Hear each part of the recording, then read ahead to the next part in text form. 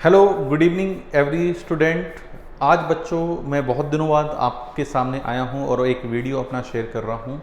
आज के इस वीडियो में मैं आपको पिछले साल जेई 2021 में जो अपना एडवांस का पेपर हुआ था उस एडवांस के पेपर के सॉल्यूशन विथ कॉन्सेप्ट कि भाई उसमें क्या सोच थी क्वेश्चन बनाने में, किस कॉन्सेप्ट का अपना वो यूज़ कर रहे थे, उसका डिटेल्ड सॉल्यूशन क्या होना चाहिए या उसका स्मार्ट मेथड क्या होना चाहिए, या अगर कोई स्टूडेंट इसे पेपर में अटेम्प्ट कर रहा है तो उसे किस तरीके से उस क्वेश्चन को अटेम्प्ट करना चाहिए। इस तरीके से आज मैं यहाँ पे बच्चों आपसे सॉल्यूशन डिस्कस करने वाला हूँ। जो बच्चे अभी जेई 2022 एडवांस की प्रिपरेशन कर रहे हैं, मैं पूरी उम्मीद करता हूँ कि ये जो वीडियो है जो लास्ट ईयर के पेपर को सॉल्व करने वाली बात है ये उनके लिए बहुत ही फ्रूटफुल होने वाला है, क्योंकि भाई लास्ट ईयर के पेपर में जो कॉन्सेप्ट पूछे गए हैं, जिस तरह के क्वेश्चंस पूछे गए हैं, उस तरह से उन्हें आइडिया मिलेगा कि हाँ ये हमारे पास जेई एडवांस का फ्लेवर है और इस तरह के क्वेश्चंस, इस तरह का पेपर अपना सेट होता है और उसको हम कैसे आसान तरीके से सॉल्व कर सकते हैं। तो आइए स्टार्ट करते हैं अपना जेई एडवांस 2021 मैथमेटिक्स पेपर 1 का सॉल्यूशन, डिटेल्ड एनालिसिस सॉल्यूशन। ठीक है, इसमें मैं सेक्शन वाइज वीडियो बनाऊंगा बच्चों, पहले एक सेक्शन का, फिर दूसरे सेक्शन का, फिर तीसरे सेक्शन का। इस तरीके से मैं यहाँ पे आपको वीडियो यहाँ पे शेयर करने वाला हूँ। ठीक है, बहुत सारे बच्चों ने मुझे बोला था कि सर आप इनके सॉल्यूशन दीजिए, उन्हें सॉल्यूशन नहीं मिल रहे हैं, तो उसका भी ध्यान देते हुए मैंने सोचा कि यार हमें सॉल्यूशन बनाने चाहिए और आप लोगों के साथ शेयर करने चाहिए। तो बच्चों डिस्कस करते हैं कि जैसे सेक्शन 1 पेपर 1 में जो बच्चों अपना सेक्शन 1 आया था, सेक्शन 1 में अपने पास ओनली 1 करेक्ट, मतलब 4 ऑप्शन दे रखे थे। एससीक्यू हमारे पास आए थे और मार्किंग स्कीम एससीक्यू में क्या थी, +3 -1, और इसमें सिर्फ 4 क्वेश्चन थे। पिछले साल पेपर्स में ज़्यादा सेक्शन थे, मतलब वेराइटीज़ ऑफ क्वेश्चन ज़्यादा थे थोड़े, बाकी कंपेयर के जो ईयर्स में पेपर पूछे जा रहे थे उससे पहले सालों में, उसके कंपेरिजन में इस साल वेराइटीज़ ज़्यादा थी थोड़ी क्वेश्चंस की। तो एससीक्यू हमारे लिए जानी पहचानी वैरायटी है, तो उसके लिए अपना क्वेश्चन स्टार्ट करते हैं। जैसे ये अपने पास हो गया पहला क्वेश्चन। ठीक है, अब पहले क्वेश्चन में बच्चों हमें क्या दे रखा है, consider a triangle whose 2 sides are on x axis and this line x + y + 1 is equal to 0। 2 sides हमें ये दिए हैं और हमें क्या दिया है, ट्राइंगल का क्या दिया है बच्चों, हमें ट्राइंगल का इन्होंने ऑर्थो सेंटर दे रखा है कि ऑर्थो सेंटर इज व्हाट 1,1, कि ऑर्थो सेंटर है हमारे पास 1,1। तो equation of circle passing through vertices of the triangle, मतलब हमें एक तरीके से सर्कम सर्कल की इक्वेशन बतानी है कि भाई सर्कम सर्कल की हमारे पास इक्वेशन क्या होने वाली है। अब देखो, जैसे ही ऑर्थो सेंटर दिया जाए, ये हमारे पास ऑर्थो सेंटर है और सर्कम सर्कल के बारे में बात कर रहा है, तो हमारे दिमाग में एक कॉन्सेप्ट आना चाहिए कि भाई किसी भी ट्राइंगल में, ये जैसे हमारे पास एक ही ट्राइंगल है, ऑर्थो सेंटर की, ये हमारे पास कोई ऑर्थो सेंटर है, ऑर्थो सेंटर की किसी भी साइड के रेस्पेक्ट में जो इमेज होती है वो कहाँ पर होती है, सर्कम सर्कल पे होती है। कहाँ पे होती है, सर्कम सर्कल पे। तो सर्कम सर्कल पे हमें इस तरह से पॉइंट मिल जाएंगे। अब सर्कम सर्कल पे पॉइंट मिल जाएंगे तो हमें सर्कम सर्कल की इक्वेशन आ जाएगी। अब देखो, एज ए स्टूडेंट अगर मैं ऐसे सोचता तो ये 1,1 मेरे पास ऑर्थो सेंटर है। ठीक है, एक्स एक्सिस मेरे पास ये हो गया 1,1 पॉइंट हो गया, और ये एक्स एक्सिस मेरे पास हो गया। इसकी इमेज, ये इमेज क्या हो जाएगी, 1,-1, ये हमारे पास इसकी इमेज हो जाएगी। तो ऑर्थो सेंटर पे 1,-1 होना चाहिए, सॉरी ऑर्थो सेंटर नहीं, सर्कम सर्कल पे जो पॉइंट है 1,-1 अपना होना चाहिए। उसके साथ साथ एक्स एक्सिस मतलब y इज इक्वल टू 0 और x + y + 1 is equal to 0। इनका जो पॉइंट ऑफ इंटरसेक्शन है वो वर्टेक्स है, तो इनका पॉइंट ऑफ इंटरसेक्शन y 0 रखेंगे तो क्या आएगा, -1,0। तो ये दोनों पॉइंट हमारे पास किस पे हैं, सर्कम सर्कल पे। ठीक है, अब ऐसा ही मैं इस 1,1 की इमेज इस लाइन के रेस्पेक्ट में निकाल सकता हूँ कि भाई 1,1 की इमेज इस लाइन के रेस्पेक्ट में निकालूंगा तो तीसरा पॉइंट आ जाएगा। तीनों पॉइंट आ गए तो हमारे पास सर्कम सर्कल के ऊपर 3 पॉइंट मिल गए।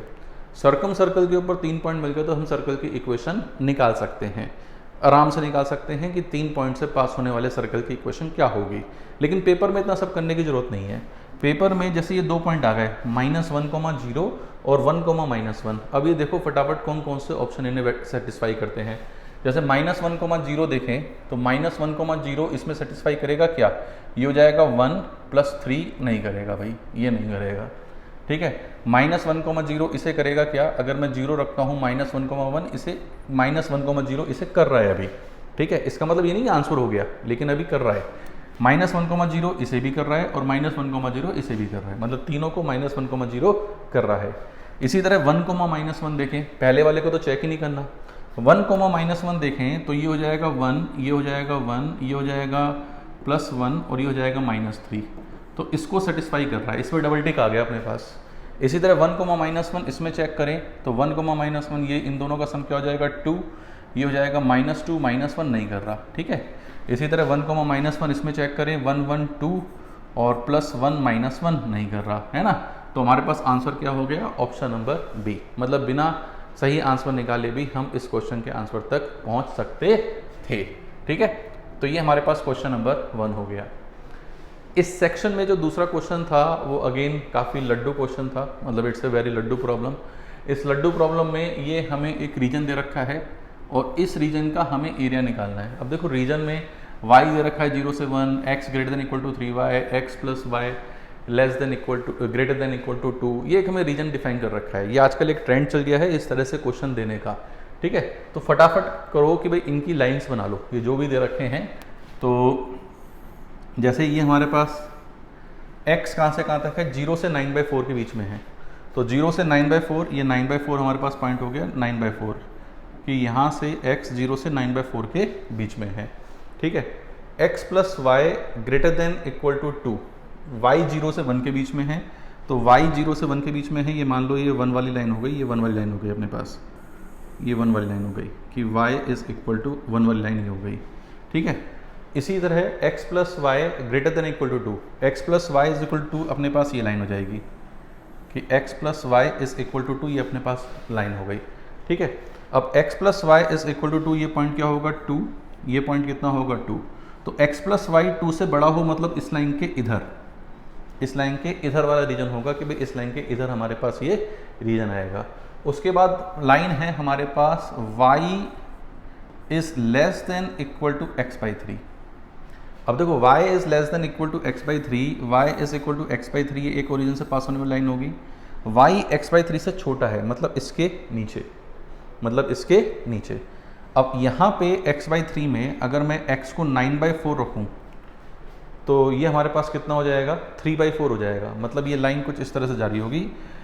y1 पे x कितना होगा 3, तो ये लाइन कुछ इस तरह से जारी होगी, ये लाइन हमारी इस तरह से जारी होगी।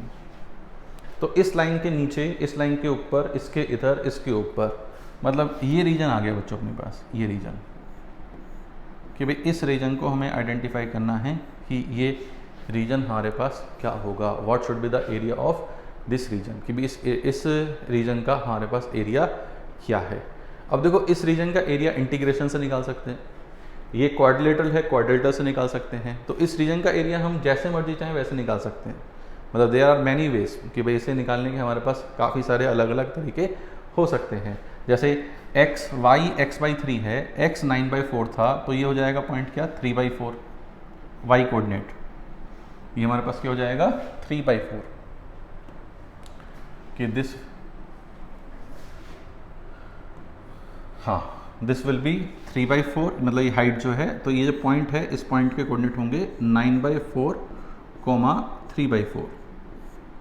ठीक है, ये पॉइंट क्या हो गया 9/4, 0, ये कितना हो गया 2, 0, और ये पॉइंट हम और निकाल लें तो काम बन जाए कि भाई चारों पॉइंट हमारे पास आ गए, चारों पॉइंट आ गए तो हमारे पास एरिया आ गया, एरिया आ गया हमारे पास, काम हो गया। ये वाला पॉइंट कैसे निकाल सकते हैं भाई, इसमें x = 3y, तो 3y अगर मैं यहाँ पे रखूँगा तो 3y + y, 4y = 2, तो y = 1/2 आ गया, तो y 1/2 है भाई, इस वाले पॉइंट का y कितना है हाफ, y हाफ है, तो x कितना होगा, x होगा 3/2, x हो गया अपने पास 3/2। तो ये चारों पॉइंट आ गए, अब हम इसे कैलकुलेशन करके इस क्वेश्चन को आराम से कर सकते हैं। ठीक बच्चों, ये हमारे पास क्वेश्चन नंबर 2। क्वेश्चन नंबर 2 के बाद ये जो सिंगल चॉइस क्वेश्चन आया था, it's a very good problem, मतलब ये बहुत ही अच्छी प्रॉब्लम आई थी बच्चों। मतलब पहली बात तो इतनी बड़ी प्रॉब्लम देख के पढ़ने में ही डर लग जाए कि भैया क्या क्या दे रखा है। मतलब इस क्वेश्चन का साइज है, ये एक्चुअल साइज है, ये एक्चुअल साइज देखो कि कितना बड़ा साइज हमें दे रखा है ना। मतलब 1 2 3 4 5 6 7 8 9, लगभग 9 लाइनों का क्वेश्चन है, 9 लाइन्स, कि भाई इस क्वेश्चन में कितनी लाइन्स हैं, 9। तो 9 लाइन्स का क्वेश्चन है तो वैल्यू भी उसी तरह से होगी। भाई पेपर में वैसे अगर कोई स्मार्ट बच्चा है तो उसे फॉर द टाइम होल्ड करेगा और फिर आगे बढ़ेगा। भाई एवरेज एंड स्मार्ट, अगर टॉपर एंड स्मार्ट है तो वो इसे कर देगा, लेकिन कोई बच्चा एवरेज एंड स्मार्ट बच्चा है तो इसे फॉर द टाइम भी होल्ड करेगा और आगे जो बाकी क्वेश्चंस हैं जो छोटे मोटे हैं पहले उन्हें निपटाने की कोशिश करेगा इस क्वेश्चन को करने की बजाय। अब यहाँ पे इस क्वेश्चन को देखते हैं कि इस क्वेश्चन में हम क्या कर सकते हैं। कंसिडर 3 सेट्स, E1 जिसमें 1 2 3 है, F1 जिसमें 1 3 4 है, G1 जिसमें 2 3 4 5 है।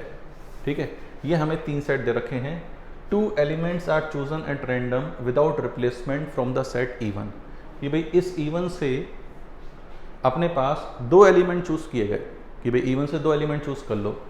Late S1 be the 2 element chosen at random without replacement, नहीं सॉरी मैंने let S1 denote the set of this chosen element, कि भाई वो S1 है जो हमने चूज किया है। E2 है E1 माइनस S1, मतलब जो बचे एलिमेंट रह गए उसे हमने बोला E2। अब हमने क्या करा, उनको S1 को इसमें मिला दिया F1 में, उनको किस में मिला दिया, F1 में मिला दिया। F1 और एक नया सेट बन गया F2। तो F2 हमारे पास आ गया जिसमें S1 से जो एलिमेंट वो भी हैं और F1 वाले भी हैं। Now 2 elements are chosen at random with replacement from F2। अब इससे भी F2 से निकाले गए, वो लेट से S2 को उसे हम डिनोट करते हैं। अब उन S2 को कहाँ मिला दिया गया, G1 में मिला दिया गया। देखो है नहीं घुमाने वाला, G1 में मिला के फिर उन्होंने क्या करा, G2 बनाया। अब फाइनली G2 से 2 elements are chosen at random without replacement, कि भाई अब G2 से 2 एलिमेंट निकाले इन्होंने। ठीक है, from the set G2 and S3 denotes the set. अब S3 उसे बोला गया जो 2 एलिमेंट निकाले, और उन S3 को उन्होंने जो ये E2 बचा था ना, ये जो E2 बचा था वहाँ पे मिला दिया उन्होंने। उससे क्या मिला हमें, E3 मिला। क्या मिला हमारे पास, E3। अब वो कह रहा है कि गिवन दैट E1 E3 बराबर है, कि E1 और E3 क्या है, इक्वल है। अब E1 और E3 इक्वल हैं, P be the conditional probability of the event that S1 is 1,2। मतलब जो पहले जो 2 एलिमेंट निकले हैं वो 1,2 अपने निकले होंगे, इस बात की प्रोबेबिलिटी P1 है। तो हमें P1 की वैल्यू बतानी है कि P1 की हमारे पास वैल्यू आखिर क्या आनी चाहिए। अब देखते हैं P1 की वैल्यू क्या आनी चाहिए। 1 2 3 1 3 4 2 3 4 5। ठीक है, मैं थोड़ा सा इसे आगे, एक मिनट भाई, इसमें मैं यही कर लेता हूँ मैं इस क्वेश्चन को। चलिए अब देखो हमारे पास जो पहले जो 2 एलिमेंट निकाले हैं वो 2 एलिमेंट मेरे पास S1 क्या क्या हो सकता है, S1 1,2 हो सकते हैं। ठीक, S1 2,3 हो सकते हैं, S1 3,1 हो सकते हैं। मतलब हमारे पास 3 केस हो सकते हैं S1 के लिए जो हमने S1 उसमें निकाले हैं। अब S1 हमने F1 में मिला दिए तो हमें F2 मिला। क्या मिला, F2। अब F2 यहाँ पे हमारे पास अगर 1,2 गए होंगे तो F2 क्या मिला होगा, F2 इस केस में बना होगा 1 2 3 4।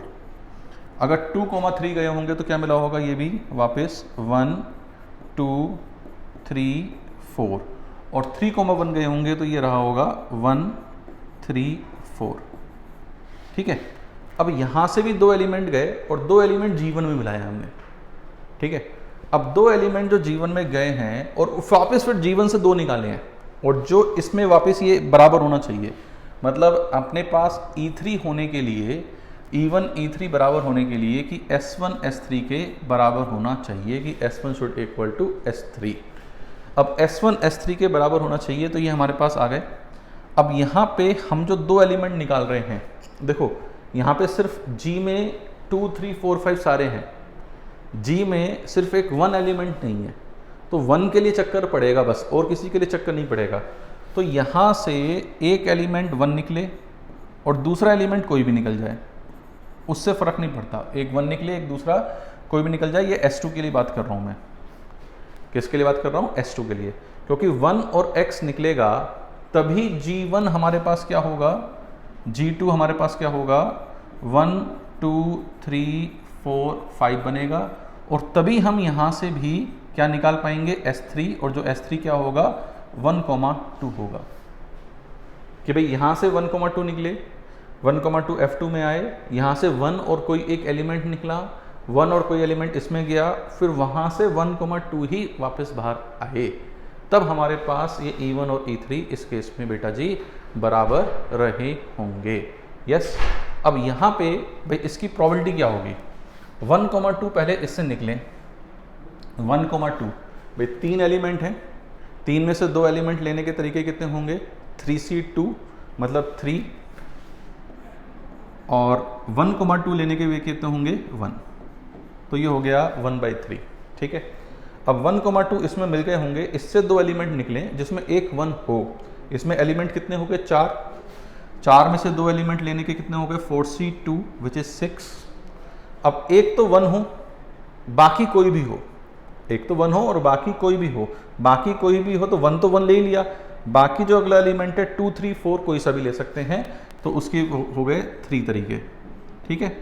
अब ये मिलके इसमें आ गए 1 2 3 4 5।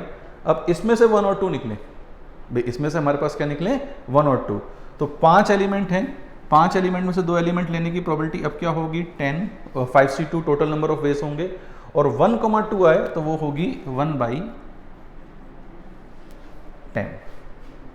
वो हमारे पास कितनी होगी, 1/10। तो यहाँ पे 3 3 अपना कैंसिल आउट हो जाएगा, तो ये हमारे पास कितना आ गया, 1/60। दिस विल बी 1/60 कि 1,2 निकला और फाइनल भी 1,2 ही आया। ठीक है। अभी क्वेश्चन खत्म नहीं हुआ, अभी तो क्वेश्चन शुरू हुआ है, तसल्ली रखना। अब यहाँ पे 2,3 निकले, 2,3 इसमें निकले तो 1 2 3 4 बन गया। अब 2,3 निकले तो फाइनल जो यहाँ पर आना चाहिए 2,3 आना चाहिए, कि जो फाइनल आउटपुट आना चाहिए वो क्या आना चाहिए, 2,3 आना चाहिए बस। अब 2,3 बिना 1 के निकले भी हो सकता है, और 2,3 1 के निकलने के बाद भी बन सकता है। भाई इसमें मतलब 2 केस यहाँ पे बनने चाहिए, एक तो 1 और दूसरा कोई एलिमेंट जाए, और एक 1 ना जाए, मतलब 1 ना जाए मतलब 1 इस वाले में नहीं है, 2 3 4 ही हैं। अगर 1 और कोई एलिमेंट गया तो वापस इसमें 5 एलिमेंट होंगे G2 में, और यहाँ पे 2 3 ये कोई एलिमेंट गया तो उसमें वापस हमारे पास क्या होंगे भाई, 2 3 4 ये 4 एलिमेंट होंगे। पहले मैं ये 1 वाला केस देख लेता हूँ कि भाई यहाँ पे 2 3 निकले, 2 3 निकलेंगी प्रोबेबिलिटी कितनी हो गई, 1/3, 2 3 निकले, भाई यहाँ से 2 3 निकले, ये हो गया 1/3। अब 2 3 निकलने के बाद 2 केस हैं हमारे पास इसमें कि भाई एक तो 2 3 मतलब 1 वाला निकले, अब 1 वाला निकले, 4 में से 2 एलिमेंट लेने के वे कितने हो गए, 4C2 6, एक 1 है तो ये 3/6। ठीक है। और 1 वाला यहाँ पे गया है तो यहाँ पे 5 एलिमेंट हैं, 5 एलिमेंट में से 2 एलिमेंट लेने के वे कितने हो गए, 5C2 विच विल बी 10, और 2,3 निकले विच विल बी 1/10। तो ये तो हो गया जब 1 वाला एलिमेंट गया है और वहाँ से 2,3 अपने पास निकला है। अब यहाँ पे 2 3 निकले, 2 3 निकल गया, यहाँ से 1 नहीं निकले, मतलब इन तीनों में से कोई निकले, इन तीनों में से निकले, 4 में से 2 लेने के टोटल वेज कितने होंगे, 4C2 विच विल बी 6, इन तीनों में से 2 लेने के वे कितने होंगे, 3C2 विच विल बी 3। ठीक है। अब यहाँ पे बच्चों अपने पास 2 3 4 गया है, तो 2 3 या 4 में से कोई गया है तो वो जब G1 के साथ यूनियन करेगा तो वो उस पर कोई फर्क नहीं पड़ने वाला। तो इस केस में, इस वाले केस में G1 में एलिमेंट क्या है, 2 3 4 5, मतलब 4 एलिमेंट हैं, इन 4 में से 2 एलिमेंट लेने हैं और उसमें 2 3 निकलना चाहिए, तो 4 में से 2 एलिमेंट लेने के वे कितने हो गए, again 4C2 which will be 6, और वही वाला केस चाहिए हमें, कौन सा, 2 3 वाला केस, तो वो हमारे पास क्या हो गया, 1/6। तो वी कैन कैलकुलेट, इसे हम कैलकुलेट कर लेंगे अभी। अब 3 1 निकले, 3 1 निकले तो 1 3 4 यहाँ पर आएगा, 134 यहाँ पर आएगा तो 1 और कोई एक एलिमेंट चाहिए, क्योंकि भाई 1 हमें लास्ट में चाहिए। फाइनल आउटपुट हमारे पास क्या होना चाहिए, 1,3 हमारे पास होना चाहिए। तो 1 और x निकले, 1 और x निकले तो वापस ही हमारे पास कितने एलिमेंट हो जाएंगे, 1 2 3 4 5 हो जाएंगे और फिर हमारे पास काम हो जाएगा। अब यहाँ पे इसको देखने के लिए हम क्या कर सकते हैं कि भाई पहली बात 3 1 निकले, 3 1 निकलने की प्रोबेबिलिटी कितनी हो गई, 1/3 इनटू, अब इसमें से एक 1 आए और एक 3 या 4 में से कोई आए, भाई 3 में से 2 लेने के हमारे पास तरीके कितने हो गए, 3C2 अगेन 3, और एक 1 आए और एक 3 या 4 में से कोई आए, 1 आने के तो 1 और 3 या 4 में से कोई एक 2। अब यहाँ पे 5 एलिमेंट हो गए, उन 5 एलिमेंट में 1 और 3 ही निकले, तो 5 में से 2 एलिमेंट लेने के हो गए 10 और वो होगा हमारे पास 1/10। ठीक बात। तो ये हमारे पास कितना हो गया 2, ये हमारे पास कटा 5, तो 9 1/45 कि हमारे पास ये कितना हो गया 1/45। तो ये तो इस बात की प्रोबेबिलिटी आई कि E1 E3 बराबर हैं। ये किस बात की प्रोबेबिलिटी है, E1 E3 बराबर हैं। P हमारे पास ये नहीं है, P हमारे पास है कि भाई S1 1,2 हो, मतलब इसकी प्रोबेबिलिटी बतानी है S1 की।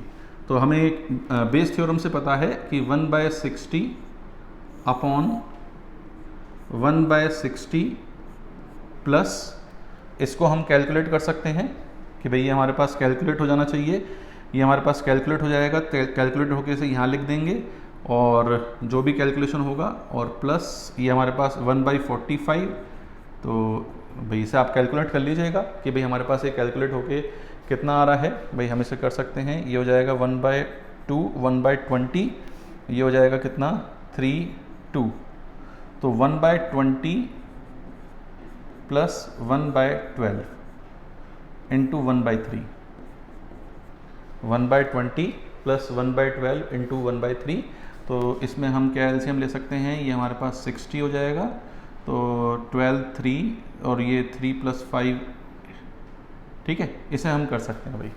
ठीक है, तो ये हमारे पास इसमें कैलकुलेशन करके हमारे पास इसका आंसर आ जाएगा कि भाई हमारे पास इसका आंसर क्या आ रहा है। ठीक बात। तो ये हमारे पास बच्चों question number 3 which is again a very good problem, मतलब काफ़ी बड़ी प्रॉब्लम है ये अपने आप में।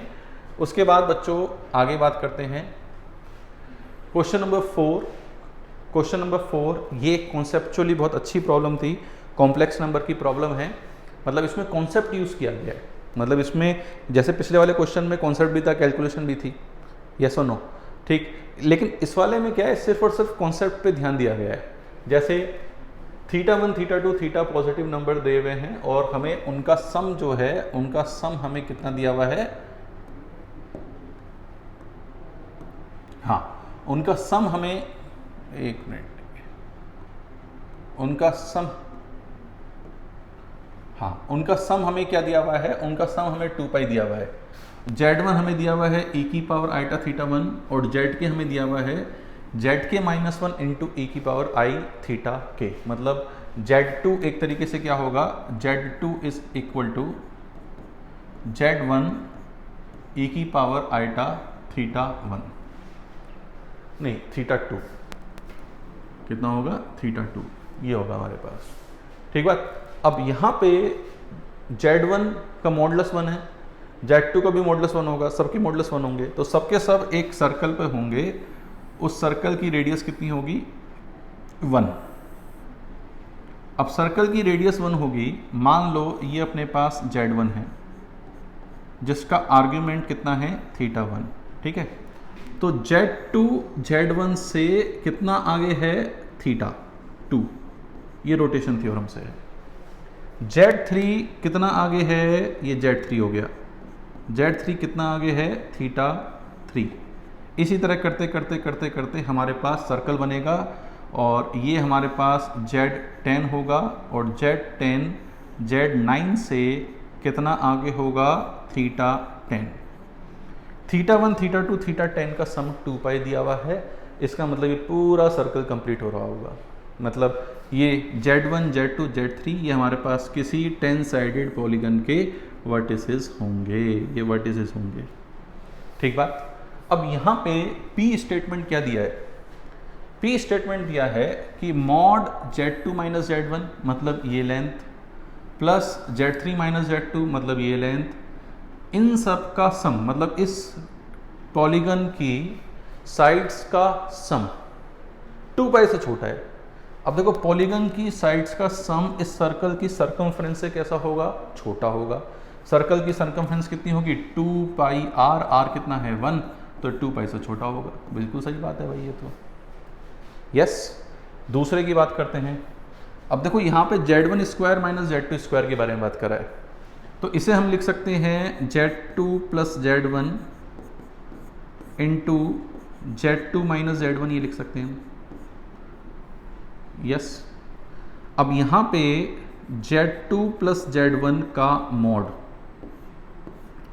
ये mod Z1 plus mod Z2 से छोटा होगा, बोल सकते हैं ऐसा कि Z1 प्लस Z2 का मॉड ट्रायंगुलर इनइक्वालिटी से mod Z1 plus mod Z2 से छोटा होगा। तो मतलब ये कितना है 1, ये कितना है 1, ये 2 से छोटा है।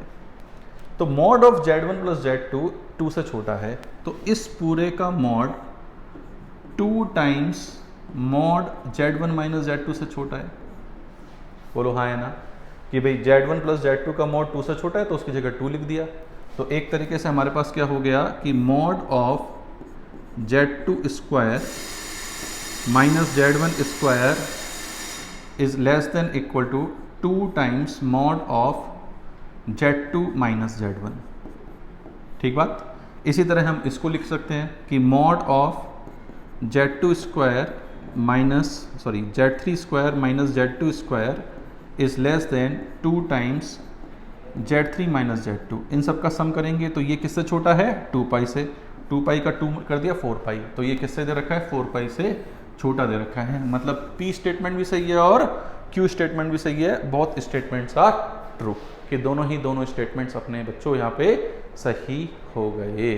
तो ये हमारे पास बच्चों सेक्शन 1 था। अब सेक्शन 2 की बारी आएगी। सेक्शन 2 को मैं अपने अगले वीडियो में आप लोगों से शेयर करूंगा। तो सेक्शन 1 में ये 4 क्वेश्चन थे, चारों ही क्वेश्चन दमदार थे। उम्मीद करता हूं कि ये वीडियो, ये सॉल्यूशन आपको अच्छा लगा होगा, पसंद आया होगा। बहुत जल्दी ही मैं सेक्शन 2 का भी वीडियो आप लोगों से शेयर करूंगा। धन्यवाद।